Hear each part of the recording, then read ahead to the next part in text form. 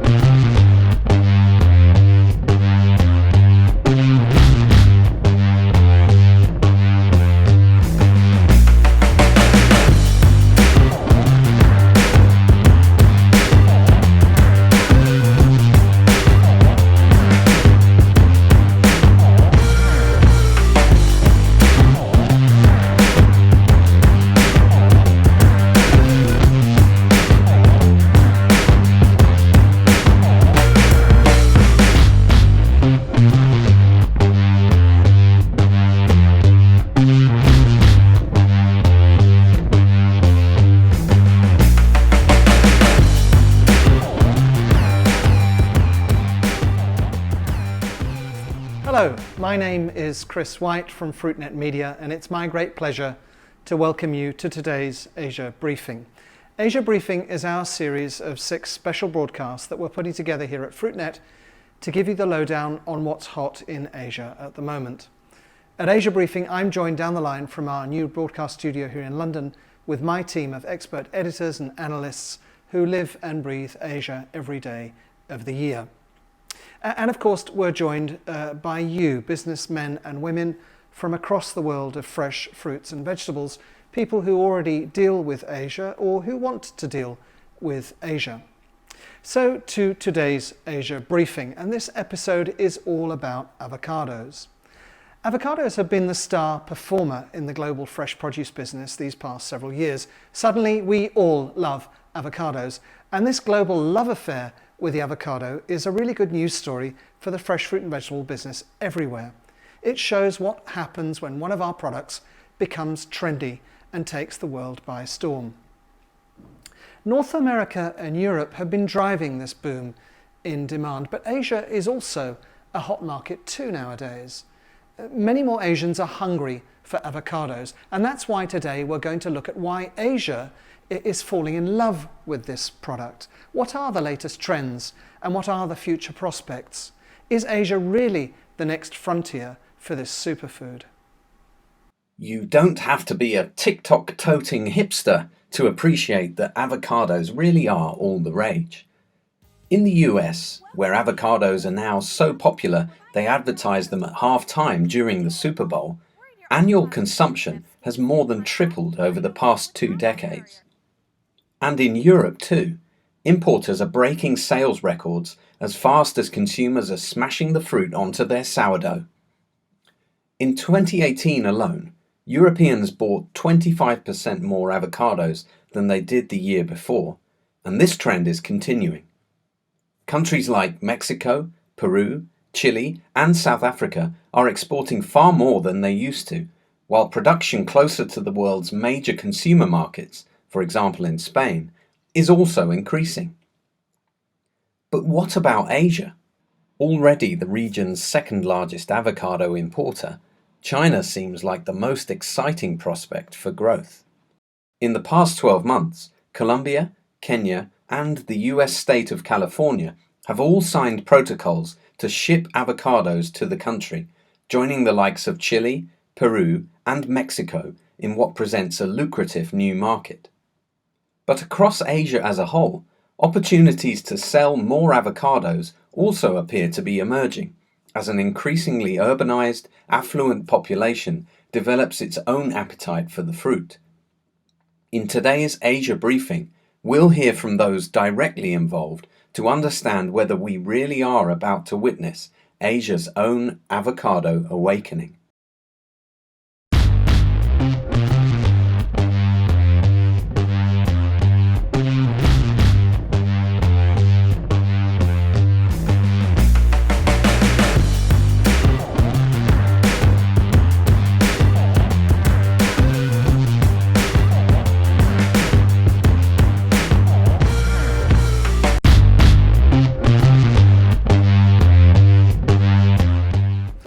Okay, so let's look at the stats. How has the trade in avocados been growing, both for suppliers and markets, and how has Asia emerged? Here to take us through the numbers is our resident statsman, Wayne Prowse of Fresh Intelligence Consulting.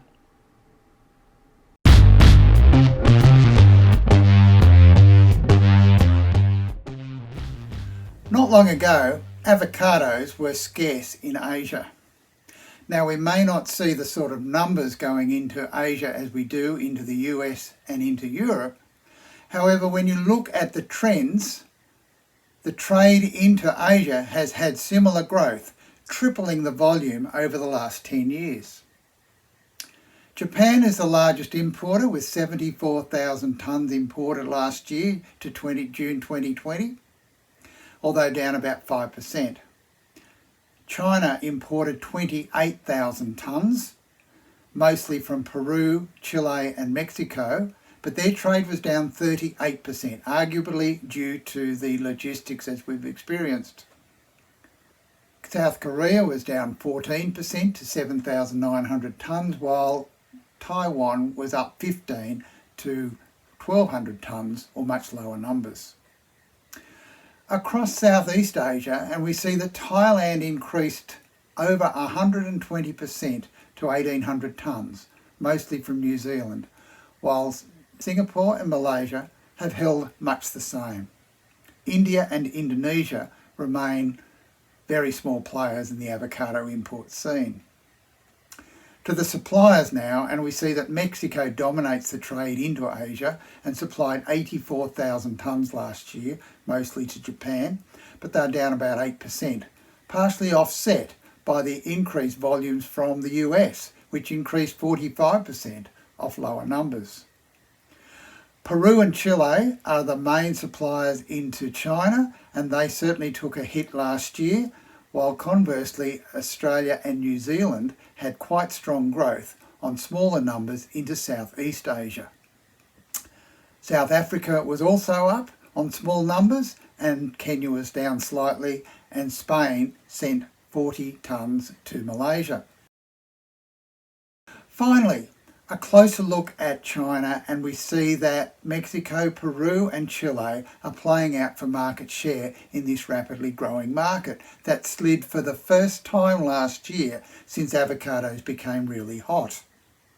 Now, the supply chain and logistics are certainly a contributor to this, but also China's own avocado homegrown production is now starting to filter into the market. So we'll see a lot of jostling for market share as the market grows again into the future. And that's avocados smashed.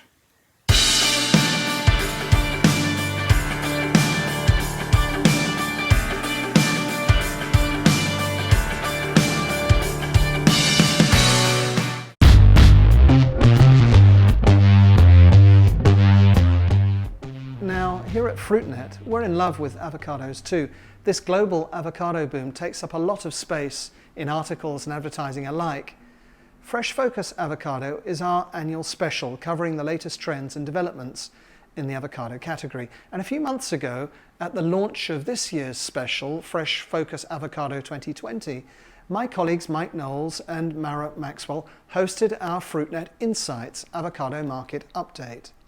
Mike spoke to some of the leading players in the avocado business about the latest market trends, as well as the new opportunities and future challenges. So let's look again at what they had to say about the importance of Asia for the future of the avocado business. There's an awful lot going on in avocados. Consumption demand is increasing, but global production is increasing at a phenomenal rate. Look at countries like Colombia that are really taking off now, and they're likely to follow a similar kind of growth curve to Peru. Peru itself is expanding its calendar all the time with new production zones and farms in the north of the country. Mexico also, as Graham mentioned, is looking increasingly to plug gaps in Europe and has more states sort of registered for export. So it all means an awful lot more avocados coming on stream, a lot more crossover between the different production regions, as you said, And I think while demand is increasing at the rate it is, that's fantastic. But I don't think we can get away from the fact that, you know, it's a mainstream product now. Commoditization is going to creep in, all the more so because it's just a single variety. And it's just a question of how we keep on growing consumption and tapping into those health benefits and nutrition, and, you know, keep the sector profitable. Paulina, do you agree with that there's a danger of commoditization and that's something you have to guard against? I think what we've experienced in 2018 summer months and now in 2020 summer months certainly points to what Mara was saying, and I think the trick is to understand the fundamentals across the global market and the phytosanitary access from the production zones in order to make sure we can delay that commoditization. And there's certainly a gap or a lag, I would say, between the marketing and the logistics efforts in order to tap into the market growth where the opportunities are, and to relieve some of the pressure into Europe, because a lot of the production that is currently coming up at a very fast rate, as Mara was saying, in Colombia only has access really to Europe. Similarly, Peru can go everywhere, but South Africa can only go to Europe. And so, of course, Colombia can go to USA and to China, but a very small portion of it can compete in those markets. So the reality is we need to make sure that we understand the market growth and we understand the production growth, but how do we make sure that there isn't a glut in the market at a certain point? So I think we will experience crashes as we did this year, but overall, when you look at the annual growth of the category in terms of volume and you extrapolate the price every single year, it does this, which shows that we have some room to marry the demand and supply. And for me, that's north of 10 years before we see a commoditization of the category, and even longer if Asia takes off in a big way. You know, we cannot ignore the populations in China and India, and if the avocado is incorporated in their diet, we do not have enough supply for them. We've touched on US and Europe, which I think are what we'd call first tier markets, but in the second tier, I would certainly say it's Canada and Japan.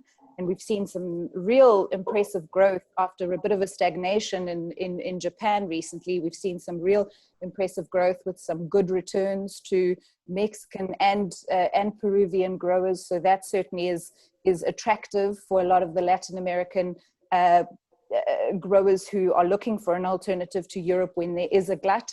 Canada is impressive, about to go north of 100,000 tons and still under penetrated. Then I would say the third tier markets in terms of size are much smaller but growing at very impressive rates in the last 5 or 6 years, and those include China, South Korea, the Middle East, as you well say. They are very specific characteristics that you need to take into account. So, for example, Peru to get into the Middle East just makes no sense. But South Africa has a great outlet in the Middle East. So as that market grows, it's dwarfed by Europe at the moment, and it has a small percentage, and it also likes a certain bigger size, which is compatible with Europe. But as that starts to level out, or at least grow a little bit more, I think it will afford a bit of that, what's the word? A delay in the commoditization of our mainstream product.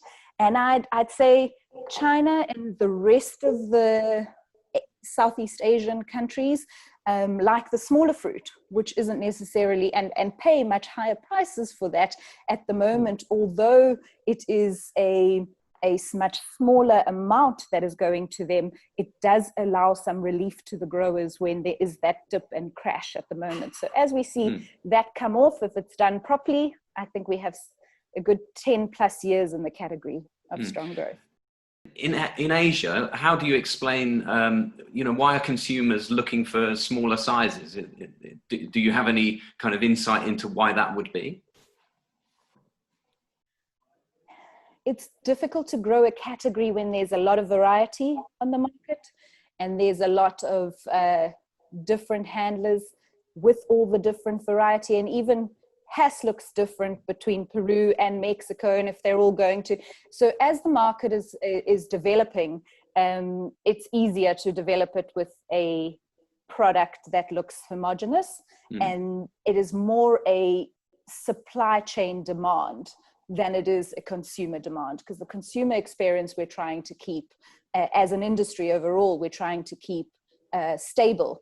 And so it's not necessarily a consumer request, although I will say the quality demand out of China relative to even Japan or the rest of the world is really, really premium. That is something that comes from the consumer. The rest is really in order to facilitate the growth and a supply chain request. Yeah. And are you managing, as you look to develop China in particular, are you managing to get the right level of supply in from different parts of the world to get that in year round, for example, or is it just certain times of the year? I think my colleague Graham's already explained that we struggle to meet demand in the winter months in Europe. So we're certainly struggling even more in some of the newer markets. Absolutely. Yeah. And Enrique, let's turn back to you. The opportunity outside of Europe, is that important to Trops? Is that on your radar? Not really.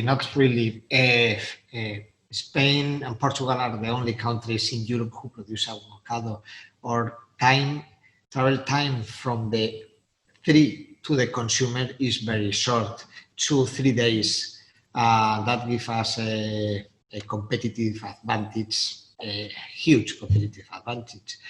I think we are proud to think that our avocado tastes better than the rest of the world, but it's easier because we are so close. We can improve our logistics to reach each customer with its necessities. We are working a lot in ripening technology, in logistics and chain code to increase the power of advantage. That is, we are so close. If we try to sell fruit in India, China, we are not competitive against other countries like Peru, Chile, South Africa. We are focused in Europe. We try to be good in Europe and to have satisfied consumers, not out of Europe. Understood. So Graham, the emphasis for you as let's say a more global company is to deal with that growing supply within Europe and expand and diversify across the globe so that all of your production can find a home. Is that too simplistic? It's the nut of what we do, and as you just said, it's quite difficult to get that squared in all those regions with all those customers, with all those consumers. But that's what Westphalia sets out to do. It's a global business, and with requirements all over the world, and we work very, very hard and continuously to match our production to the demand, and to even run our promotions in a coordinated fashion to fit into when we have peaks and troughs in our production.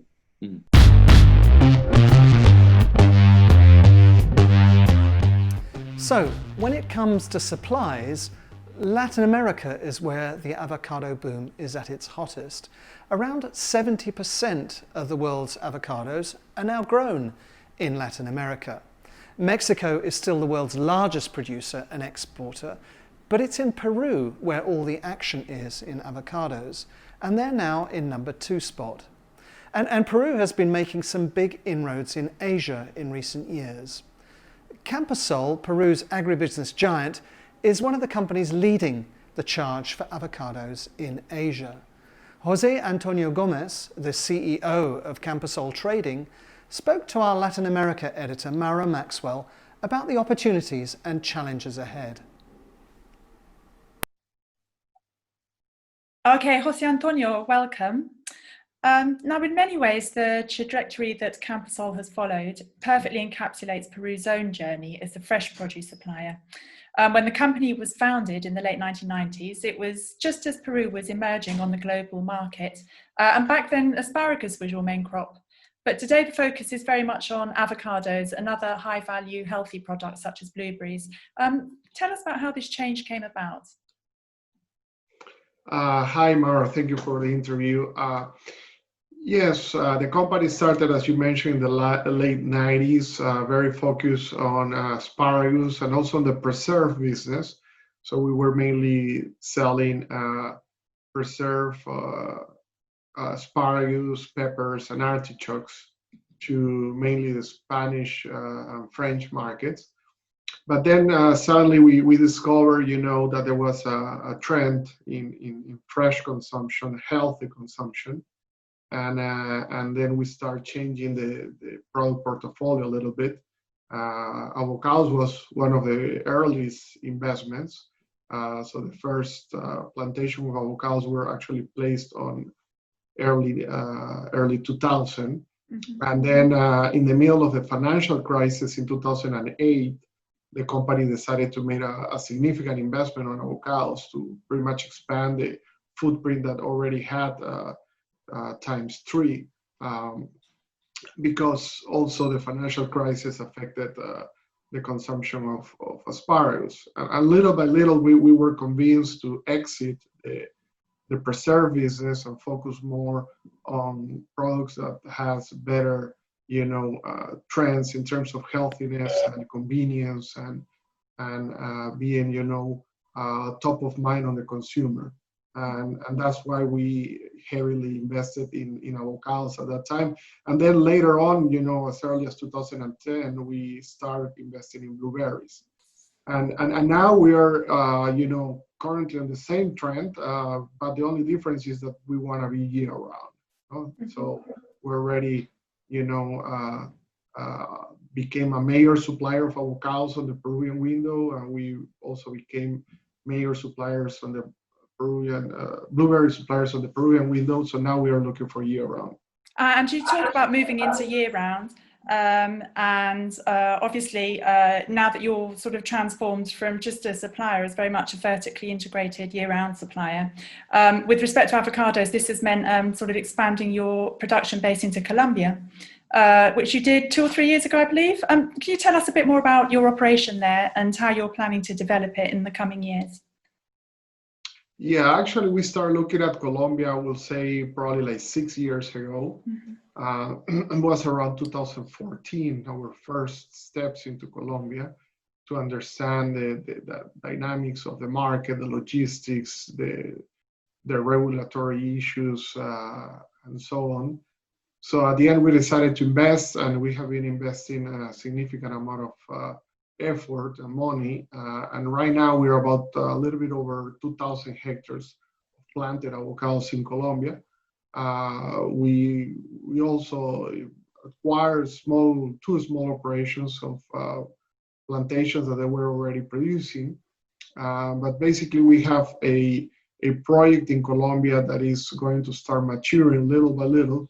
We already have a little bit of production in 2020, a little bit over 1,000 tons. But this volume is going to be increasing exponentially over the next 5-6 years. And we expect to reach a volume that is going to allow us to have a very stable supply 52 weeks out of the year in complement with the Peruvian window. Wow. And then Colombia's avocado boom has drawn a lot of attention recently, and the potential there is huge. But Peru also has plenty of new acreage coming through, doesn't it? Especially in the north of the country, I think. And how far would you say the country still has to go in terms of its avocado volume? And how do you think the production map will evolve over the coming years? Yeah, avocado production in Peru has been growing tremendously. As you mentioned, the northern part of the country, especially between La Libertad, Trujillo, where we are, which is the Chavimochic project, and a new project that came out, I would say, 10 years ago, that was the Olmos project. Those two areas, I would say, are the majority. I would say probably 70% of the total production of Peru is coming from those two areas. the thing is that those two areas have more or less the same window. So in Chavimochic, normally we get to harvest avocados for about 16 weeks, 14 to 16 weeks, depending on the year. Almost maybe a couple of weeks earlier. But basically, we have a 20-week window that is not really helping us to get the year round. We have other areas in Peru, like the Andes, the mountains, where you can have a little bit earlier fruit or late fruit.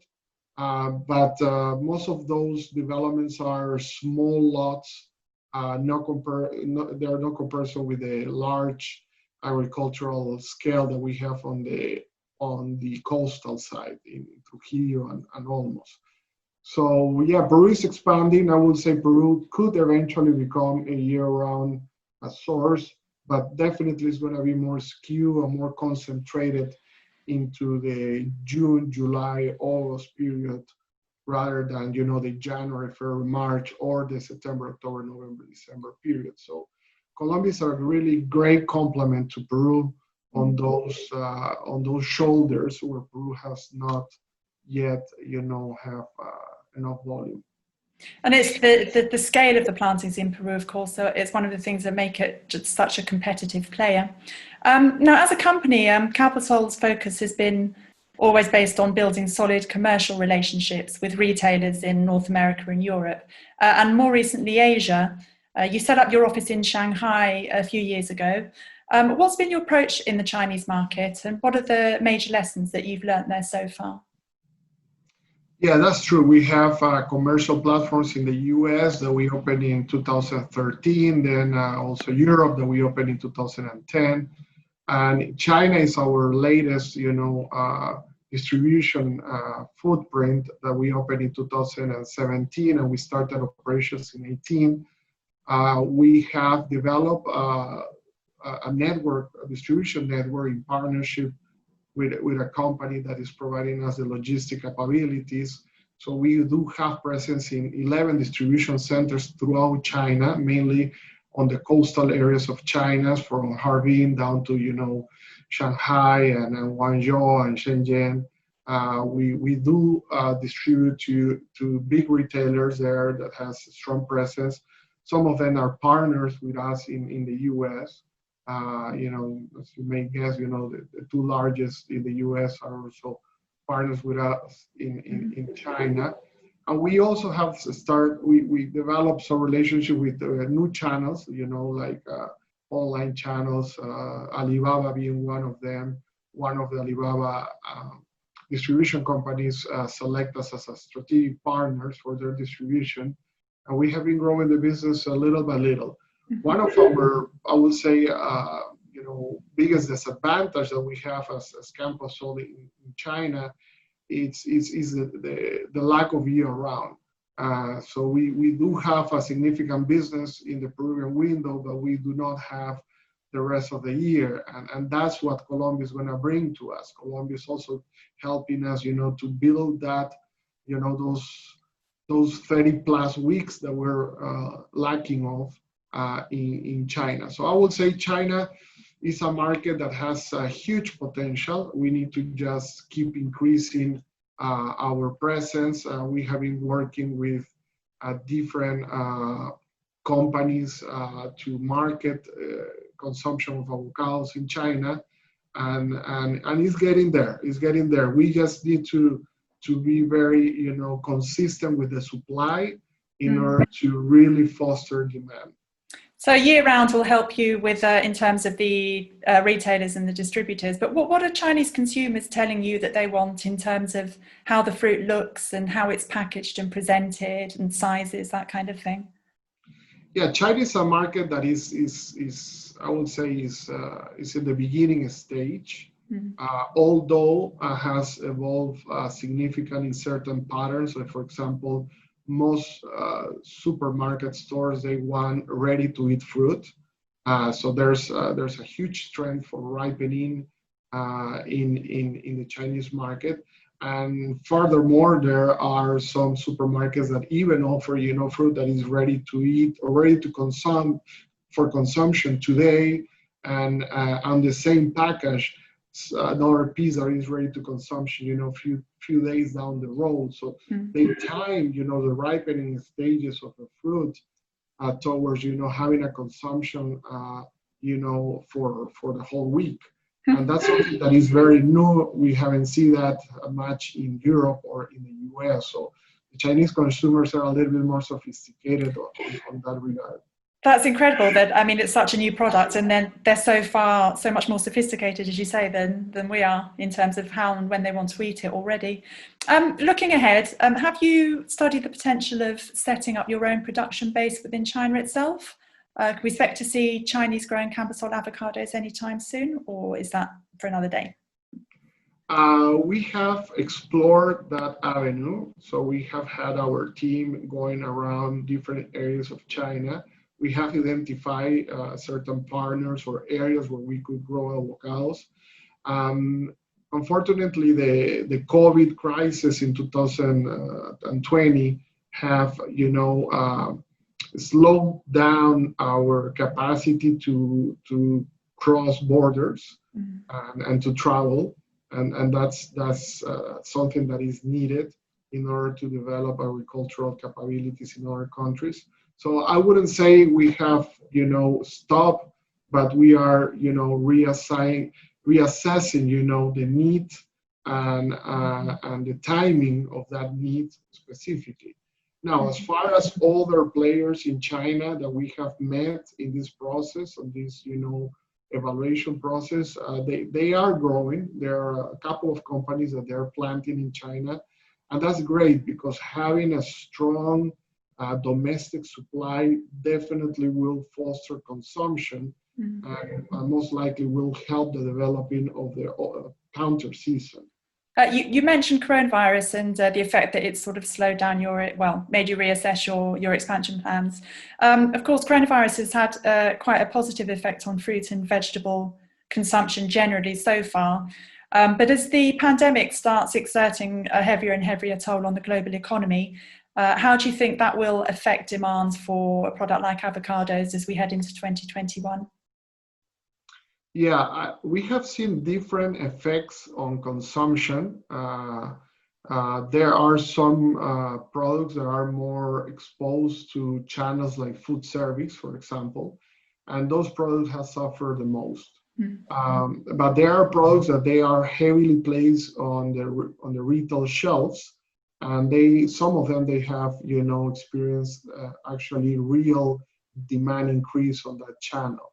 And I think that's the case for avocados and blueberries. Those we have, I would say, 3 products: avocados, blueberries, and citrus that have experienced significant amount of increase on consumption on the retail side. On avocados specifically, both in the U.S. and in Europe, I will say retailers have been moving record volumes versus any other year. The numbers in the United States specifically, we have data from our IRI and Nielsen. They collect, total volume and sales in supermarkets. This is a record year. Never ever we have seen so much dollars sold or so much pounds or kilos sold on the retail side. So I think consumption and consumers specifically, they have learn how to prepare their avocado toast or their guacamole in their house, and consumption has been there. No questions that channels like food service has suffered a little bit for the close of certain establishments, but that is coming back little by little. So I'm really positive in 2021, 2022 consumption.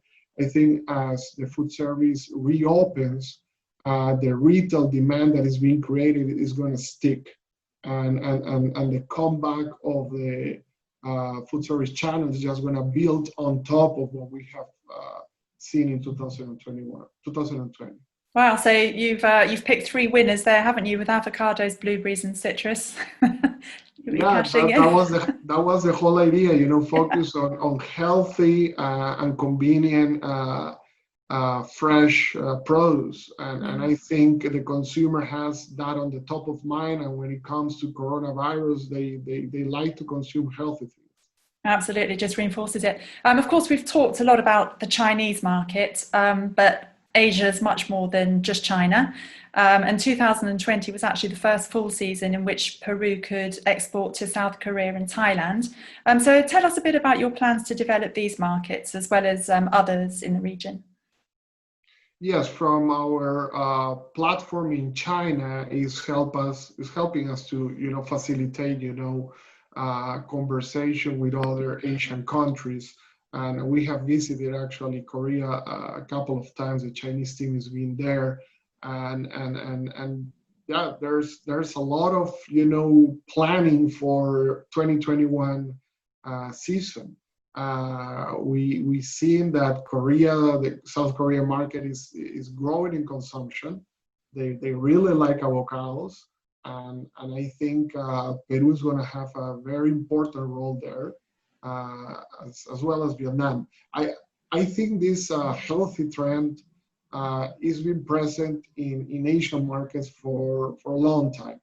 I mean, the amount of consumption of fruit and vegetables in the Asian population is much higher than any other region.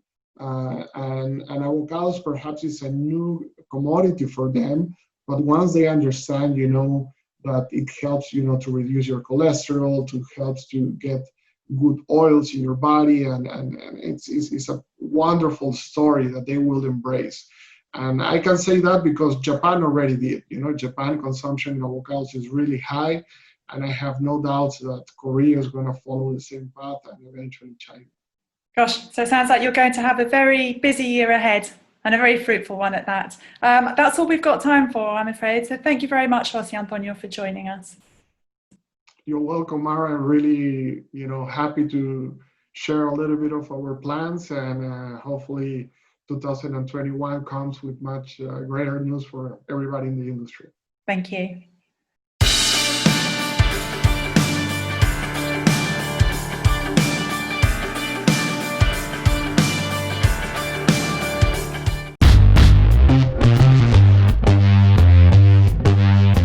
Now, Colombia is another avocado supplier to watch in Latin America.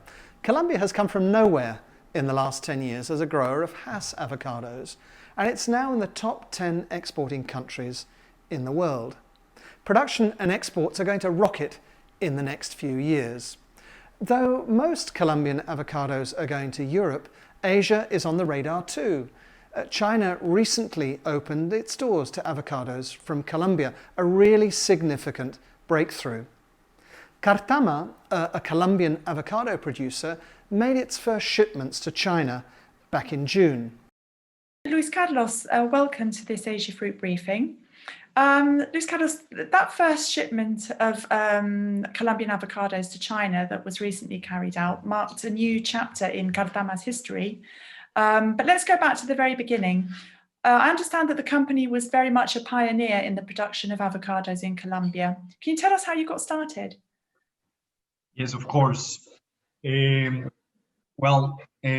started at the end of 1999 with the father of the CEO of Cartama, Ricardo Uribe Lalinde. His father, Luis Carlos Uribe Lalinde, used to travel to Chile frequently for business. And he met this industry in Chile, which was the third biggest grower in the world at that time. So he came back to Colombia with the idea that avocados will be a great idea for Colombia. So they planned a holiday, a weekend house where they have their weekend house of the family. They plant the first 12 hectares of Hass avocados. And the thing is that avocados in Colombia is a big fruit. We eat a lot of avocados and we grow a lot of avocados, but the green skins varieties, not the Hass avocados. So it was a learning curve. They plant these trees in the farm, and it was a learning process. No one knew how to handle cold growing avocados because the green skins here in Colombia grows in the hot weather or the hotlands of Colombia, low altitudes between 300 meters above the sea level till 1,000 meters above the sea level, and the Hass avocados grows between 1,600 meters above the sea level till 2,500. So it was new for everyone, and we make all the mistakes in that orchard, but we learned a lot, and we developed most of our techniques of how we develop orchards in this moment. So yeah, that was the beginning. And I say, and it's not easy to grow avocados in Colombia, as you said, but it's the fact that you have so many different altitudes that gives you the ability to grow year round. So you said you introduced Hass avocados, and that was the kind of birth of the export industry. But it wasn't until 2015 that Cardama started exporting directly. And I understand that since then you've gone on and undergone a period of quite significant expansion. So where is the business today? All right, so we start exporting fruit since 2012, and in 2015 we realized how important was to have our own place to pack the avocados, and the growth of the company need that. So we put together our pack house located in Pereira, in Quindío here in Colombia, and we start exporting directly, mainly to UK and Europe, to Rotterdam. The business have been growing a lot in these last years, and now Cardama is the leader of the industry in Colombia with 2,800 hectares acquired. We have one pack house, one nursery where we produce all of our material, what we plant, with a capacity of 600,000 trees per year. And our aim or our goal is to have 3,500 hectares planted to export. Wow, that's going to give you quite a considerable export volume coming through in the coming years then. Yeah, and I actually read somewhere, is that correct, that if Colombia as a whole, as a country, follows its current growth trajectory, it's going to become the second biggest avocado producer in the world after Mexico? Is that correct? In 20 years? That is correct. I think we will get there sooner than 2040. The industry is growing very fast at 30% rate per year. Around 3,000 to 4,000 hectares per year have been planted here in Colombia. So yeah, we'll be reached that number quite soon. Now we're talking about between 20 and 25,000 hectares planted in Colombia. Those are the records, the official records that we have in Colombia. But we know of so many new players coming into Colombia and planting very big projects here in Colombia from everywhere. So we in the industry talked about that we already be on between 30 to 32,000 hectares planted right now in Colombia. Wow. That's incredible, from a standing start practically with Hass. And you touched before about the fact that you started shipping to the UK and Rotterdam. And up to now, generally, Colombian exports have been very heavily focused on the European market. I know that recently you gained access to the US and shipments there are increasing slowly but steadily. And more recently, you've started making inroads into Asia, notably China and Japan. Now, Cardama has a partnership with Mission Produce, which I believe is helping you to establish your presence in the region quite well. Yeah, that is correct. We have been partners with Mission Produce since 2018 and have been a very great company or partners to develop the business. And in Asia, especially in China, thanks to their joint venture with Mr. Avocado and Lantao, we have the commercialization there almost guaranteed. So yeah, I think the challenge for China is the orchards that are allowed to send the fruit to China, which by the moment is only 4 orchards in Colombia, which limits the availability of fruit for these markets. but we're sure that those volumes will increase in the following years. Absolutely. And what's your strategy in terms of China? I mean, where do you see Colombia's best potential? Are you looking to develop specific market windows, or how's it looking? All right. So we believe China have the biggest potential due to the amount of citizens in China, 1.3 billion of people. So it's a lot. It's a lot of people, a lot of potential. So I think we hoping that we can develop that business soon. However, Japan is the more advanced or the more developed country in Asia right now, with imports of 72,000 tons per year last year in 2019. So it makes it a very interesting country, and we have more fruit available for that market. So I think that's very, very interesting. And we're also looking forward to send fruit to South Korea, which will be open. It's under negotiation right now, and it will be open in the first semester of next year.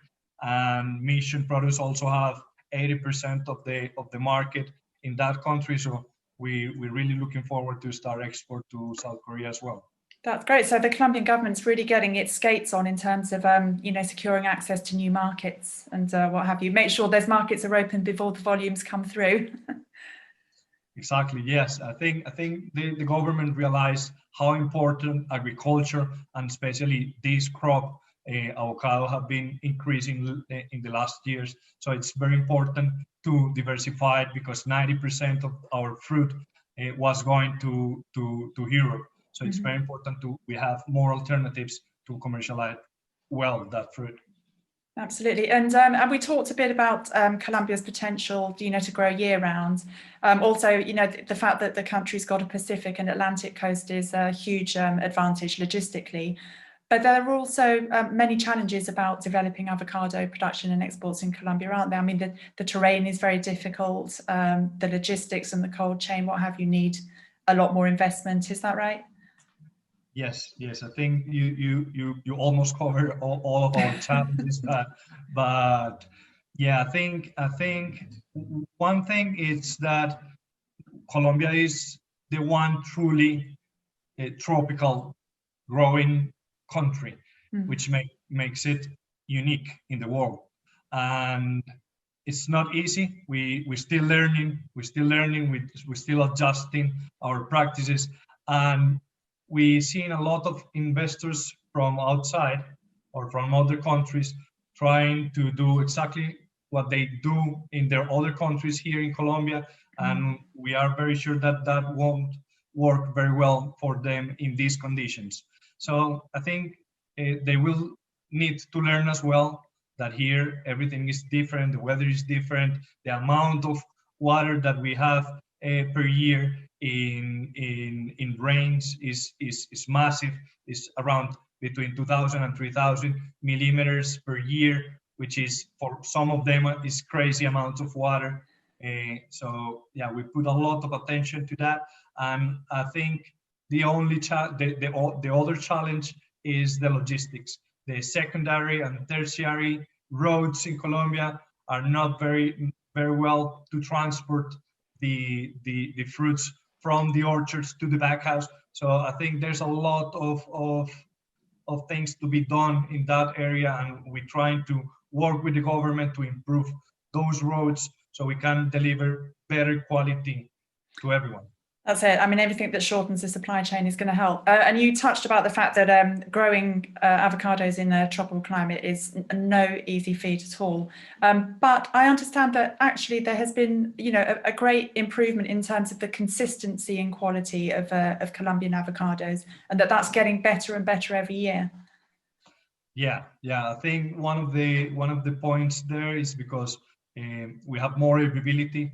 We have everyone realize that it's a good business and is thriving, so they grow in their orchards. So we have more availability, more bigger orchards, which make easier to handle the export business.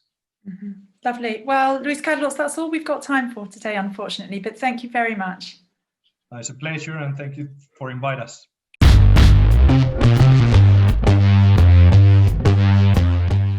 So we've heard a lot from Latin America. Let's turn our focus to avocados in New Zealand and Australia, both countries which are much closer to Asia. New Zealand and Australia have been growing a lot more avocados and growing their sales in Asia.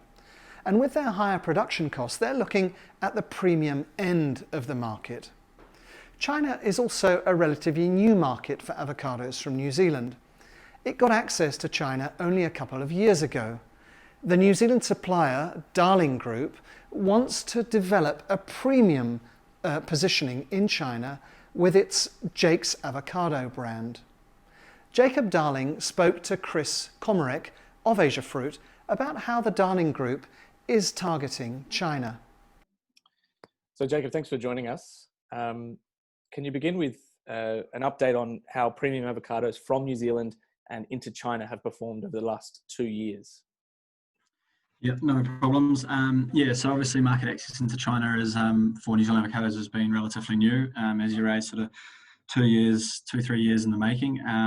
We have probably had our challenges as an industry over the last couple of years, just trying to ensure that we deliver a premium product into the market. We certainly appreciate that on the global scale we're a smaller producing nation, and so to substantiate sending product to China, we need to be able to weave out the appropriate channels that are willing to pay a premium, and in order to be able to receive the premium, we need to deliver a premium product. So to answer the question, some of the last couple of years have been a little challenging, just trying to really understand what the market requires, and to make sure that we deliver on that promise, if you like. But we're starting to build traction and build momentum as Darling Group, but also as an industry, and that's reflective in the numbers that are going up to China for this season, and obviously something that we're going to look to continue to build on over the coming years. I didn't want to really raise COVID-19 so soon into this, but I think it's probably wise to discuss that. Does this year shape up as just a sort of hitting pause on the progress you've made over the last 2 years, or can you still see progress being made in a year that's kind of tainted in the sense that it's pretty difficult to negotiate with international clients and everything's so uncertain? Yeah, it's certainly had its challenges. There's no doubt about that. Depending on what aspect of the supply chain you're referring to, it's been more challenging than some areas have been more challenging than others. Overall, not being able to travel to China has been a little bit frustrating, probably because China's a new market and some of the relationships are still quite new, and so obviously having the ability to get up there and speak to people face to face is of value, and so not being able to do that's been a little challenging. With that being said, we have been trading into China on other products for a while, so some of our relationships are a little bit built greater than potentially if we were just trading New Zealand avocados. So that's certainly been helpful. And then you've had the logistical challenges, obviously lack of air freight with borders being closed, and therefore an increased cost of the product to get it up to China. But we just had to work our way through that, and we've had to essentially take some of that cost on the chin to make sure that we don't deliver a product that's too expensive for the market to be able to handle and move and continue the development. But yeah, certainly we've been challenged with that for sure. Communication is obviously one of the most important parts of this industry, and having a clear line of communication with clients and suppliers and everything. How have you navigated that challenge this year? Is it mainly what we're doing right now via Zoom? Yeah, correct. Zoom's probably been the biggest element of communication, with international clients.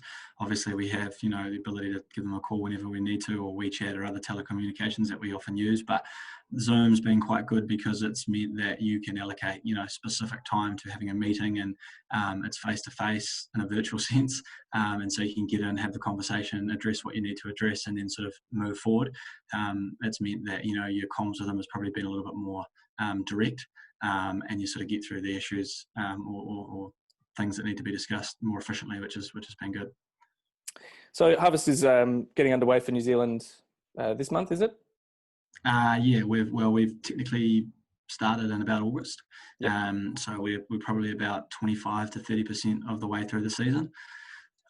So yeah, no, it's started. It's flat out, to be honest. We'll run through till probably January, mid to late January in terms of when we'll finish harvesting, and we'll probably stop export at a sea freight level into Asia probably around that November time period as maturities start to rise. And how's production looking this year and the quality of the produce? The production's up by about 20% from last season. So the industry's sitting at about 4 to 4.2 million export trays, which has been really good. There's a lot of investment gone into the category in New Zealand, and we believe that production will just continue to rise, which is something that's going to be important in terms of establishing relevance and good volume of consistent supply over our season to contribute with developing these markets. Quality has been really good. We've had a really, really dry summer, which has obviously had an effect on our size profile, which is a little frustrating, but it's meant that, from a cosmetic viewpoint, and from a rot mitigation viewpoint as well, we're in a pretty good position. So yeah, we're currently sitting at probably one of the better years that we've had from a quality viewpoint, which is fantastic. And Australia is the biggest export market for New Zealand avocados, but obviously there is that push into other markets to expand. Mm-hmm. With Australia's domestic season looking pretty small this year, with some weather conditions causing some issues there, and with the issues of COVID-19 in mind, does it become sort of easier to look and just sort of export more to Australia whilst things are a little bit tougher, or do you still try to go and go hard for Asia and China in particular? Yeah, it's a good question. Certainly it's a balancing act of what we sort of call internally dollar of the day versus the long-term strategy and vision. We have a requirement to be competitive in terms of our returns for our growers, and what that means is essentially the more volume you put into the Australian market later towards the end of the season, the more competitive you're going to be at a return level. But we also have to take into consideration orchard health, getting crop off early, and obviously focusing a portion of our crop into Asia and developing those channels so that when we get into a year where Australia is under pressure, we have good outlets across Asia. And that's something that our business has been focusing on for sort of the last 10 years, and we move our volumes in accordance to that. But yeah, we'll probably end up putting about 30% of our total volume into Asia, 25 to 30% this year, with obviously a big focus on China too. And on that, what are the goals for this season? What has to happen for you to class it as a successful season in terms of exports? A variety of things, but to simplify it, probably making sure that we've delivered a premium product across our customer range. That's probably first and foremost. We have to then make sure that we've delivered on our commitments to all of our customers, so delivering on volume, on time, every time. And that has challenges with COVID, with weather, with logistics, with a wide range of things. So that's some of the day-to-day challenges. But yeah, essentially making sure that we've satisfied our customers with a premium product throughout Asia and throughout Australia, which will then put us in good stead for the coming season. And that's, you're kind of only as good as your last season in terms of your reputation. So it's a never-ending, focus. What are some of the opportunities that you've identified in China as a market for premium avocados, especially among consumers? I think the massive shift in the China population across to the westernized way has been something that we have seen over the last decade, and something that we continue to try and focus on. We are looking to build our brand so that we can tell our story at a consumer level, because our understanding is being able to do so will have resonance with the consumer wanting to pay a premium. Obviously, to be able to target those certain consumers, we need to align with the appropriate channels in the market, and that's a mixture of online and offline channels that we are have developed, still developing, and will continue to develop over many years. And we're probably still right at the beginning of that process, if I'm being honest. We've got a lot of marketing and collaboration work that we are doing in China with one particular company, which is helping us in that space, and we'll continue to progress with that to access those online and offline channels. So you talk about Fresh Bridge and targeting consumers who want to pay that premium price for that quality fruit. How are you approaching some of the promotional campaigns, I guess over the last couple of seasons, but also looking ahead and how you're going to reach consumers in supermarkets? Does in-store samples, in-store promotions, do they play a big part? Yeah, absolutely. I mean, aligning with retailers in the first instance that are on the same wavelength as us from a strategic viewpoint and want to work with us, and then from there looking at in-store sampling, point of sale material, online campaigns, really trying to push the brand, working with in-market agencies that we're getting external advice on to help promote the brand through different channels, whether it's WeChat in China or utilizing some of the technology inside our QR code that sits with our labels as it goes right through the way of the supply chain. So it's a variety of elements and of tasks, and like I say, we're sort of at the beginning of that project over the last sort of 2-3 years, and still got quite a bit of work to do over the years to come. And how does Darling Group differentiate the brand from other premium avocados or just other avocados on the market?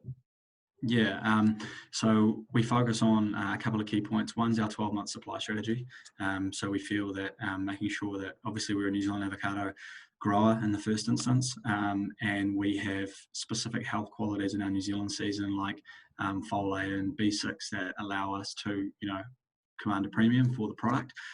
But we also focus on our relevance, meaning that we have product in our brand 12 months of the year into these markets so that we can give that security of supply to these customers, which I feel is a real point of difference over our competitors out of New Zealand, who only have, supply for that sort of 3-4 month window.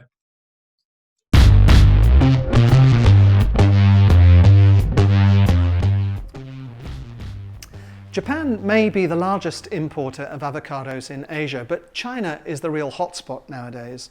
And it's the one place where suppliers across the world are watching very closely as more and more Chinese people discover the delights of avocados. No surprise then that China is also now developing its own production of avocados. Mr. Avocado is one of China's leading avocado suppliers and brands. It's been doing a lot of work to develop demand for pre-ripened avocados, as well as setting up its own production in China.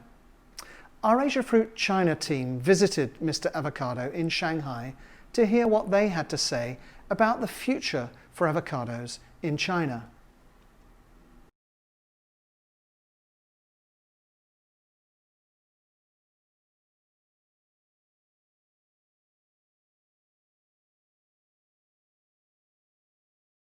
First, from the supplying side, currently there are 4 countries get their permit export avocado to China market, and the first is Mexico, Peru, Chile, and Colombia. Mexico, Peru, Chile still are the 3 biggest region for production area in the world, and secondly, Colombia as the new competitor join this game. This year is quite special and meaningful year for China market because Colombia is the first year get approval export avocado to China market, and I believe in the future the market will be very more and more interesting. And for the consumption side, I believe before 2017. Mr. Avocado firstly supply ready-to-eat avocado into China market. Today, when consumers shopping in their store, we can see more and more consumers to prefer to buy ready-to-eat, high-quality avocado than green fruit.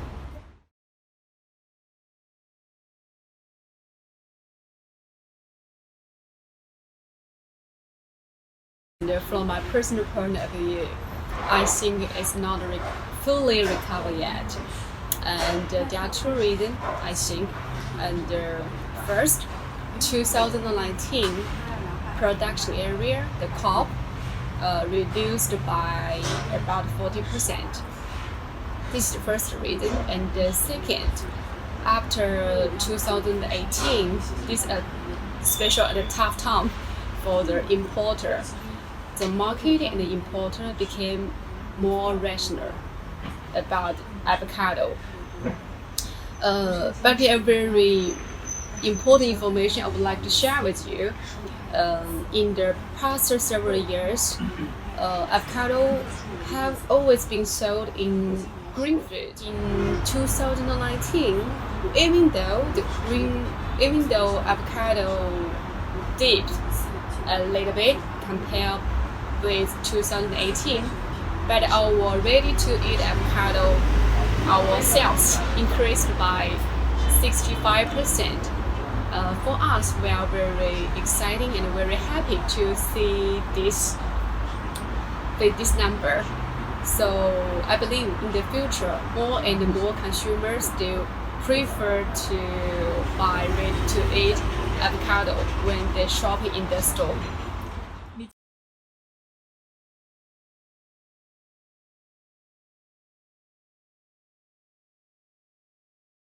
Wow, it's a reality we have to face, and also it's a challenge for every industry. For Mr. Avocado, we also get through a very tough time in the last 6 months. For our food service clients, it's a very important channel of Mr. Avocado. After the market reopened, we work together with our food service clients. We help share our experience in recipe developing to promote ready-to-eat avocado recipe, very quite traditional food, and share with our food service clients. We hope we can combine with our China food culture, make our consumer eat avocado in our own way. Let more consumer and let more people eat and try avocado on Chinese food habit.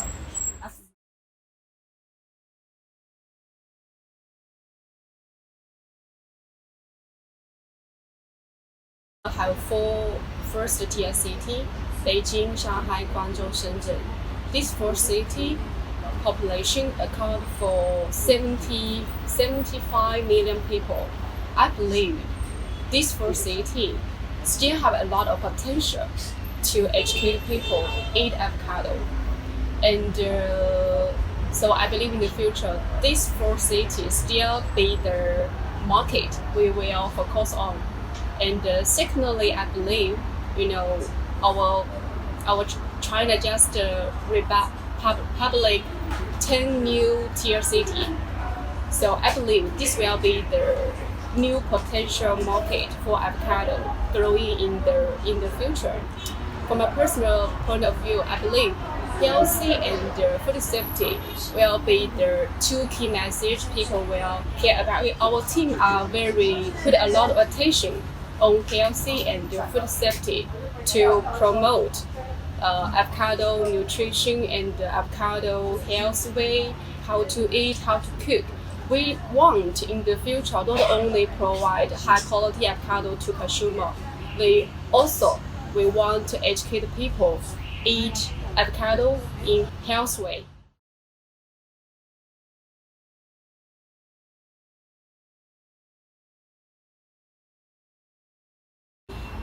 This year for domestic China avocado is a very meaningful year, I think, because this year is the first year they begin start harvest officially. So the taste is good, I have to say, and the dry matter is quite good. Right now, I believe the planting area is 3,000 hectares, and for Mr. Avocado, we also built our nursery in Yunnan province. because domestic China avocado is mainly planted in Yunnan province. Yunnan province have very suitable climate for avocado growing. Our nursery right now, we built a nursery for 300,000 avocado trees, and we also built 70-hectare plantings in Yunnan province.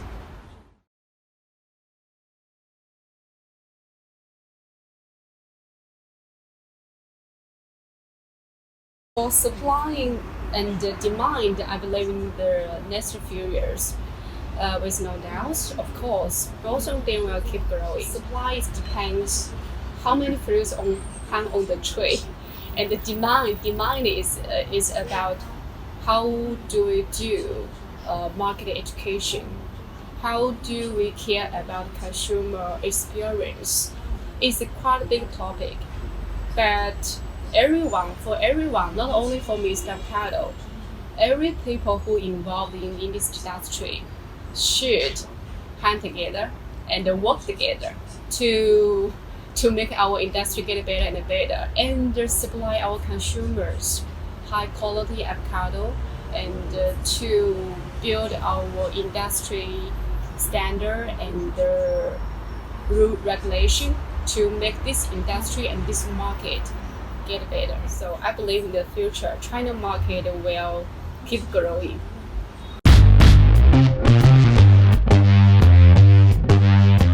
So that's all we've got time for on today's Asia Briefing. This is the last in the series of 6 Asia Briefings we've broadcast these last 6 weeks.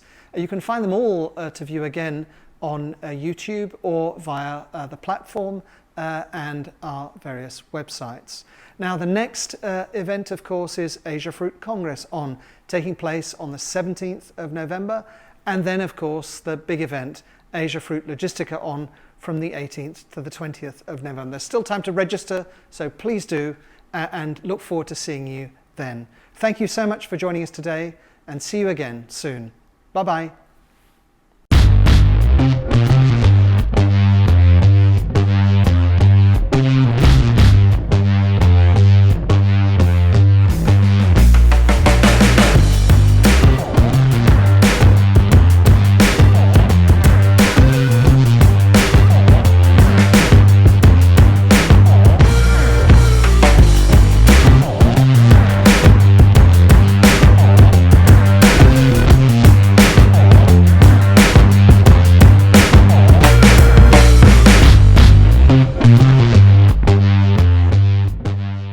Welcome to Asia Fruit Logistica On. It's the fantastic new digital platform for you to do business in Asia this season. Register, log in, then click on any of the 4 buttons to find out more. Explore is our welcome page. It's full of recommendations of people you need to meet and events you need to attend. Our algorithm uses your profile and your activity on the platform to suggest what's best for you. Content is where you see the full program of Asia Fruit Congress every single hall forum, and all the presentations by our exhibitors. There's a lot going on. Meet is where your networking and your business meetings happen. It's at the heart of our platform. It's right where you need to be. My Schedule is your personalized timetable of all your meetings and events. Meet. Let's have a closer look at how to schedule your meetings. There are 2 ways to schedule your meetings. Option 1. Under For You, you see the people our algorithm suggests you really should meet. To request a meeting, simply click on the Meet button and submit your request. It's as easy as that. Option 2. Search for who you want to meet by company, people, product, or national pavilion. Choose the presenter you want to meet and send your meeting request. Simple. Under Company, a detailed company profile, product image, video, and the main presenters appear here. Our personal concierge follows up closely to increase the meeting confirmation rate. Your personal agenda is updated automatically. Meetings only take place with both parties' consent. As an exhibitor, you can start placing your requests from early October. At the designated meeting time on the 18th to the 20th of November, a video meeting takes place with one simple click. Our chat and video function are also working around the clock to take account of the time differences. Want to exhibit? Here are our 3 exhibitor packages. On Business. On Business is our entry-level package.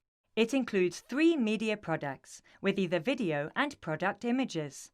You can have 2 company representatives assigned as presenters in the platform, and each can schedule up to 30 meetings over 3 days. That's up to 60 meetings per company. Simple, effective, and affordable. On Business is the perfect solution for those getting started in Asia. On Premium. Suitable for a larger team, On Premium offers up to 6 media products of either video or product image, and 6 company presenters, and each presenter can schedule up to 36 meetings over 3 days. That's more than 200 meetings per company. On Premium also provides a rotating banner under Meet and includes up-ranking of your company and presenter profiles. It means your details are profiled under Meet. On Corporate. On Corporate offers maximum exposure with up to 14 media products of either video or product image and maximum 20 presenters with an unlimited number of meetings. All the up-ranking features and rotating banner from On Premium, plus a 20-minute presentation on content. Special for this year is that all exhibitors can get free access to Asia Fruit Congress On. Our visitor pass costs €34 per person and grants access to Asia Fruit Congress On, hall forums and unlimited meetings with exhibitors. Visitors with a voucher code get to register for free. Register now at Asia Fruit Logistica On. It's where the fresh produce business in Asia meets. Let's be on. See you in November. Hi, my name is Laura Martin, and I'm in charge of subscriptions at FruitNet. I want to tell you about FruitNet's new digital magazines. They are free to download, and they offer a range of news, interviews, and industry analysis. You can access them online to read them live, or download them to read them later. They work on your smartphone, your tablet, and your computer. If you subscribe already, just go to the App Store, Google Play, or desktop to download the app. If you want to become a subscriber, please get in touch. Email me on subscriptions@fruitnet.com. In the meantime, this is a short video that explains how the app works. It's really easy. So give it a try and happy reading! Asia Fruit has recently launched its new digital magazine. You can now read your favourite fresh produce business magazine and catch up on the latest news via your smartphone or tablet device. The new app allows you to share stories within your network and has a handy search function to filter news you're looking for. You can also download new and previous editions of Asia Fruit to read them offline. All Asia Fruit subscribers have access to the new Asia Fruit app, and if you do not have a subscription, contact our team today to organise one. The new user-friendly digital edition has been created by the same people behind apps developed for The Economist, The Independent, and other leading publications. So don't wait any longer. Asia Fruit app is now available to download free from the App Store and Google Play.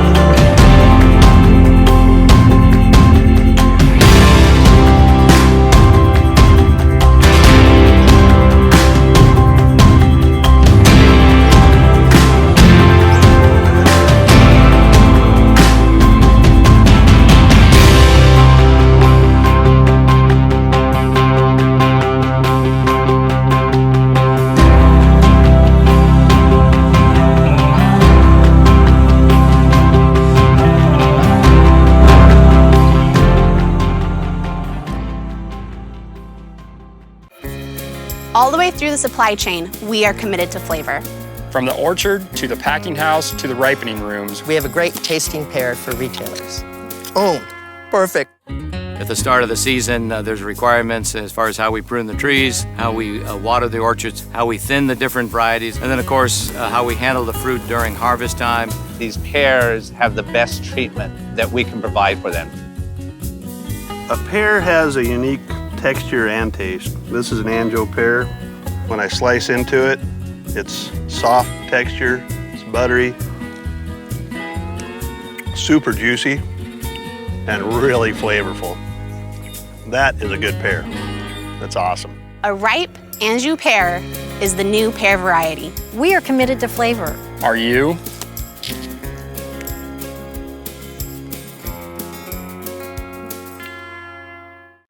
This is Washington apple country. These fertile valleys and plateaus of America's Pacific Northwest grow the best apples in the world. Whether it's Red Delicious or any other variety, Washington growers make sure that what they grow will offer a consistent taste and bite year-round. We want to make sure that we pick the varieties that we know are going to be good keepers, that are going to last long. We want the consumer to have a good eating experience every time they pick up an apple. So we use all this technology to make sure that they do. Our growers continually improve their growing methods to produce apples that are crisper, juicier, more flavorful, and heartier, so that they keep better in storage. There's nothing like the taste of a fresh, ripe Washington apple. There's nothing like the smell of a fresh, ripe Washington apple. This is where the best apples in the world are grown.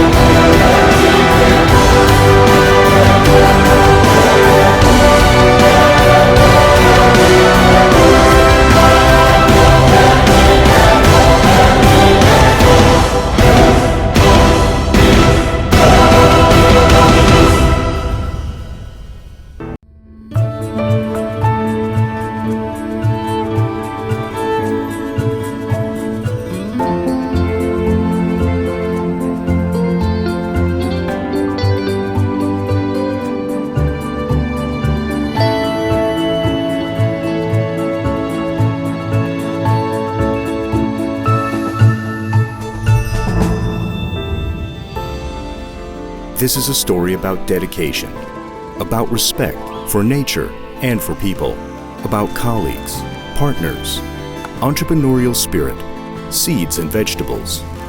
This is a story about sharing opportunities for growth and a healthy future.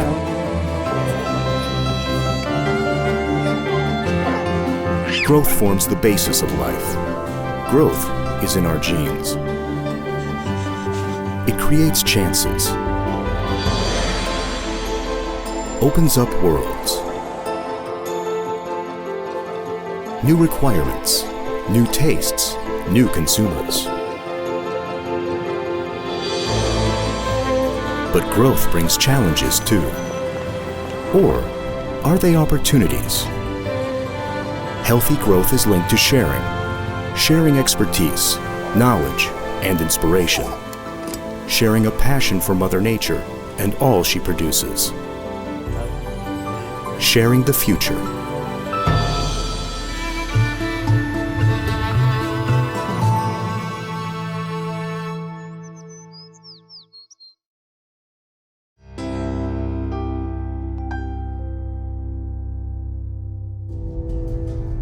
Growing populations and diminishing natural resources are just some of the challenges faced by growers today. As one of the richest sources of vitamins and minerals, producing healthy, tasty, and affordable vegetables in an environmentally friendly way has never been more important. At Syngenta Vegetable Seeds, we're committed to supporting the people who work tirelessly to feed the world, now and in the future. Our seeds have improved resistance and adaptability and bring longer shelf life, unrivaled quality, nutrition, and flavor. We're anticipating the changing needs of our world with 30 crop species and over 2,500 varieties. It's a commitment in every seed. Through close partnerships and local dialogue, we put growers at the heart of everything we do, developing solutions that address their unique challenges and needs. It's our dedication to unmatched quality and the expertise of our people that makes this possible. 2,300 employees in over 50 countries dedicated to the pursuit of best-in-class produce. At our world-leading R&D sites, trialing stations, and facilities across the globe, we work with farmers, academia, and environmental groups to unlock genuine value through innovation, bringing new varieties to market that address disease, changing climates, and evolving consumer demands. Every day, we're making a real-world difference, transforming how crops are grown and enabling growers to sustainably and responsibly make better use of resources.